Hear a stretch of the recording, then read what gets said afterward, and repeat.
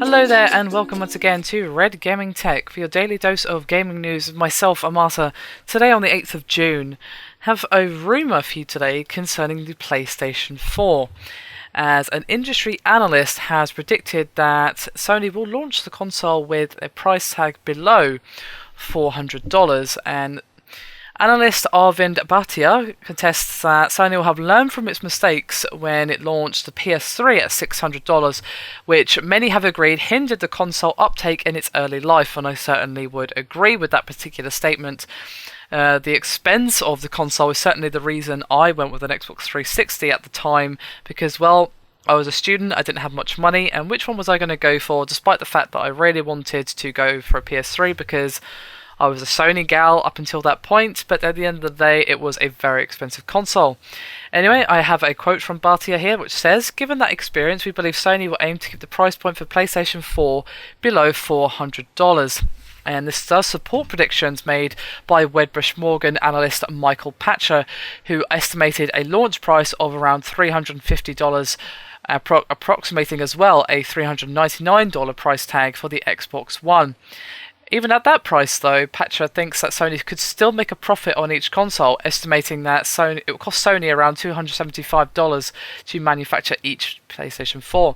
However, Bhatia predicts that Sony will target a sub $400 launch price, even if it means taking a loss on each console sold.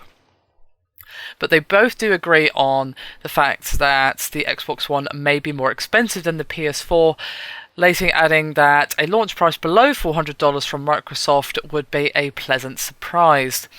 And of course, there's not been any confirmation on a price tag for either console, although there has been some rumours that Microsoft will launch a two-tier pricing system for the Xbox One, one with a one-off payment of $500 or an initial charge of $300 subsidised by a 24-month commitment of $15 per month, which will include Xbox Live.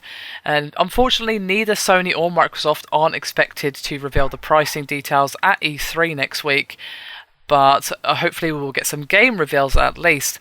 Now, I have to disagree that they could still make a profit by launching the game at that price because, well, the components that they have, well, they don't come cheap.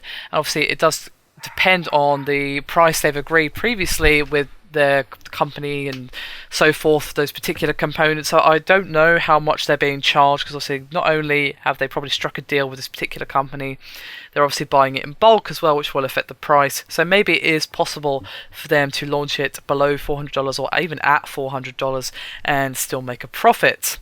But it would definitely hinder them somewhat, given the quite nice specifications of the PlayStation 4, if they launch it at such a low price, that it might eat into their profits somewhat. However, the bonus, of course, for launching at a lower price tag is that it will have a higher adoption rate at launch, because obviously I think a lot of people were like me when the PlayStation 3 first came out, because of course it launched with a $600 price tag. I believe it was £500 for the really old school chunky one, the 60 gig I believe it was, if I recall correctly.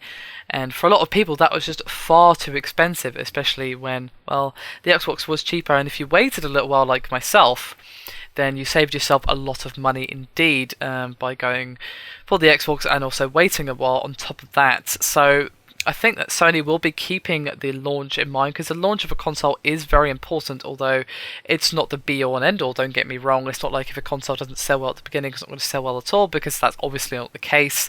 But if it has a bad launch, then obviously that's not good for Sony or for anyone involved, really.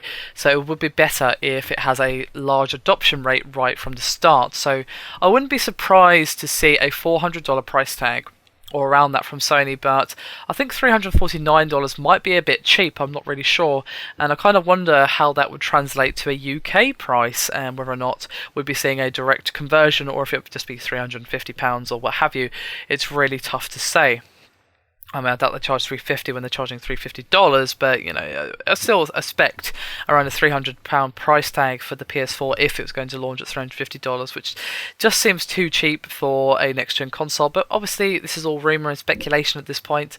I'd like to hear your guys' thoughts on what you think the price point of the PS4 is going to be, and for the Xbox One as well. It wouldn't surprise me if this two-tier payment system from Microsoft is at least somewhat true, but 24 months paying $15 a month, well, you end up paying a lot more, so I don't know if it's going to be quite what they're saying here. Of course, that is only a rumour, not confirmed, or anything like that. Anyway, that's me done for this video. Thank you very much for watching. Do hit me up with any comments and thoughts down below. That's what the comment section is for. I always want to hear from you guys. Anyway, hope you've enjoyed. I'll see you next time.